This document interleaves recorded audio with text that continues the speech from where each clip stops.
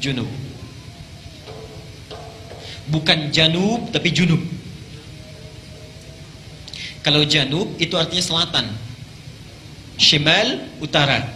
Kalau junub itu mandi yang dilakukan setelah berhubungan. Perhatikan, janabah atau junub itu terambil dari kata al-janbu, janabah.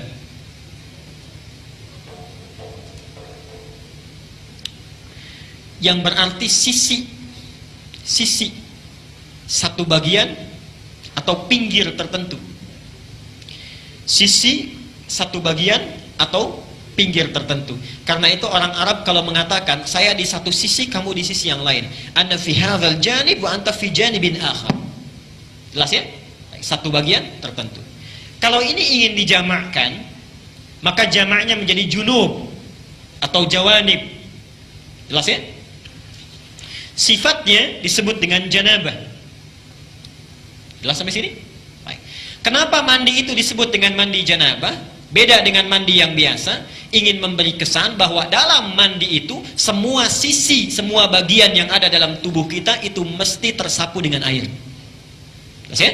Jadi bukan seperti mandi biasa yang mungkin sebagian ada yang tidak terbasuh. Disebut dengan janabah, semua sisinya mesti terbasuh. Tulis hadisnya. Aisyah, hadis Al-Bukhari, nomor hadis 248. Hadis Al-Bukhari, nomor hadis 248.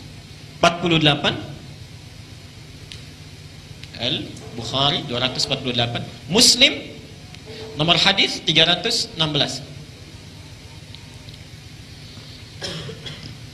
Saya ajarkan caranya bagaimana Nabi mengajarkannya. Ini hadis riwayat Aisyah. Nanti yang kedua dari Maimunah binti Al-Harith. Mohon Bapak ya, Ibu fokus di sini. Barangkali sudah puluhan tahun ada yang keliru kita. Oke.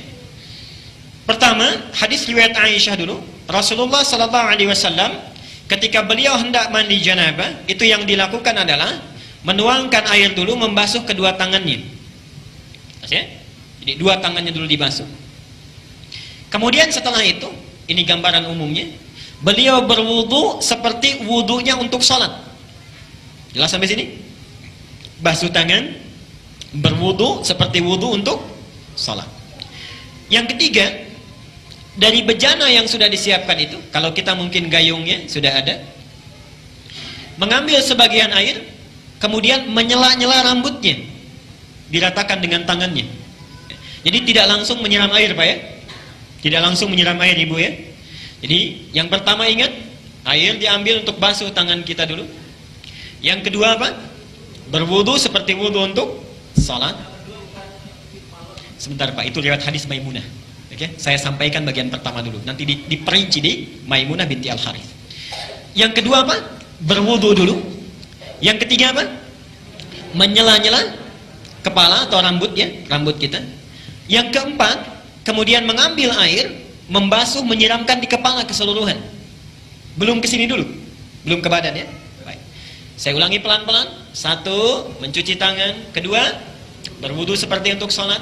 Ketiga, menyela-nyela rambut, meratakan keseluruhan. Keempat, menyiram rambut keseluruhan di kepala. Setelah itu, baru disiramkan secara keseluruhan. Jelas sampai sini? Disiramkan secara keseluruhan menggunakan sabun dan seterusnya.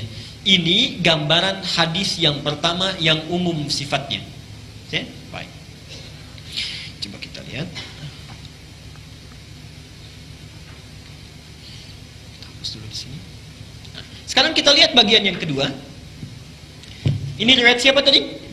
Aisyah radhiyallahu anha. Sekarang Nabi sallallahu alaihi wasallam ketika tinggal di rumah Maimunah, kemudian setelah itu berhubungan dengan Maimunah binti Al-Harith, salah satu istri beliau. Kemudian Nabi sallallahu alaihi wasallam melakukan mandi janabat saat itu. Hadisnya diriwayatkan oleh Maimunah dari Abdullah bin Abbas. Abdullah bin Abbas di Al-Bukhari nomor hadis 265. Perhatikan. Sebentar, saya menyimpang dulu pelan-pelan. Ibu masih ingat Bapak kisah Ibnu Abbas itu? Anaknya usia berapa tahun? Baik. Silahkan cek pertemuan kita yang lalu, hadis Abu Daud nomor hadis 1365 itu ya. Ibnu Abbas dalam usia 4-5 tahun itu memaksa ingin tinggal di rumah bibinya Maimunah. Jadi Maimunah ini bibinya Ibnu Abbas. Tinggal di sana, ingin melihat bagaimana sifat bangunnya Nabi dari tidurnya sampai tahajud. Saya pernah terangkan ini ya. Ibnu Abbas memperhatikan itu, berdiri di depan kamar Nabi, diperhatikan bagaimana kira-kira Nabi bangun tidurnya. Sampai kemudian tahajud, diajak beliau untuk menunaikan tahajud. Ternyata tidak berhenti sampai di situ. Kelak kemudian hari, Ibnu Abbas ini karena sungkan bertanya kepada Aisyah kan, kalau Maimunah itu bibinya, bertanya kepada Maimunah bagaimana caranya Nabi SAW bermandi janabah. Disinilah muncul bagian yang kedua yang lebih terperinci. Satu, kata Maimunah, Nabi SAW bila hendak beliau bermandi janabat, perhatikan, satu, mengambil air dengan tangannya, okay? Lalu kemudian mencuci kemaluannya dengan tangan kirinya. Okay? Nah, kalau Bapak tadi sampaikan, kalau ingin cari referensinya, itu bukan riwayat yang Aisyah, tapi riwayat Maimunah binti Al-Harith. Ini bagian yang pertama. Yang kedua, hampir mirip dengan yang tadi, menyela-nyela bagian rambutnya. Okay? Bagi perempuan, ada dua cara. Boleh diikat, dikepang, karena Maimunah itu juga pernah diikat, dikepang. Langsung bertanya pada Rasulullah, ya Rasulullah, apakah saat mandi perlu aku uraikan rambutku? Kata Rasulullah, tidak perlu, cukup kamu guyur semuanya itu, dan bila telah merata, sah mandimu. Jelas ya? Baik. Kemudian setelah diratakan, lebih baik kemudian bisa diuraikan. Setelah itu selesai, kemudian diguyur, selesai sampai sini, baru kemudian berwudu seperti wudu layaknya sholat. Tapi kaki belum dibasuh. Kaki belum dibasuh. Saya ulangi, ambil air, basuh kemaluan dengan tangan apa? Kiri.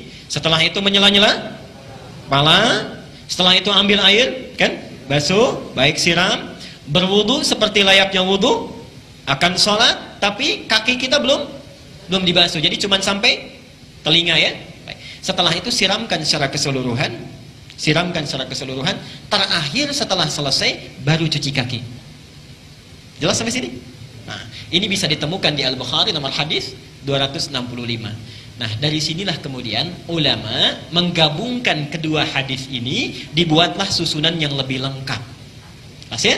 Baik, jadi dari yang pertama kalau kita gabungkan dua hadis ini, pertama mengambil air, cuci tangan dulu, riwayat Aisyahnya. Setelah tangan dicuci kemudian mencuci kemaluan.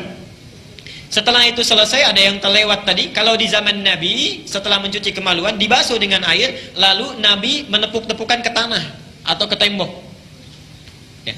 Itu maksudnya menghilangkan barangkali sebagian kuman-kuman yang masih menempel. Sifat tanah kan bisa menghilangkan, karena dulu belum ada sabun seperti sekarang. Kalau bapak ingin ikut, ibu ingin ikut sunnah Nabi, ikuti dengan cara yang cerdas. Jangan setelah dibasuh tempel-tempelkan ke tembok begini. Cukup pakai sabun, dicuci dengan sabun. Saya ulangi dari awal, tangan dibasuh dulu, basuh kemaluan, kemudian cuci dengan sabun. Setelah itu sela-sela kan, baik ya, sela-sela, basuh kepala keseluruhan, berwudu seperti layaknya untuk sholat sampai kakinya. Satukan sampai kakinya. Baru setelah itu dibasuh secara keseluruhan, mandi dengan rapi. Kalau sudah dilakukan, tidak perlu wudu lagi. Ya, tidak perlu wudu lagi. Ada sahabat bertanya, ya Rasulullah, apakah saya perlu setelah mandi janabat itu berwudu kembali? Kata Nabi, harus seperti mandi apa lagi untuk membersihkan? Bahasanya metafor, harus seperti mandi apa lagi? Artinya setelah wudu setelah mandi tidak perlu wudu lagi. Jelas sampai sini?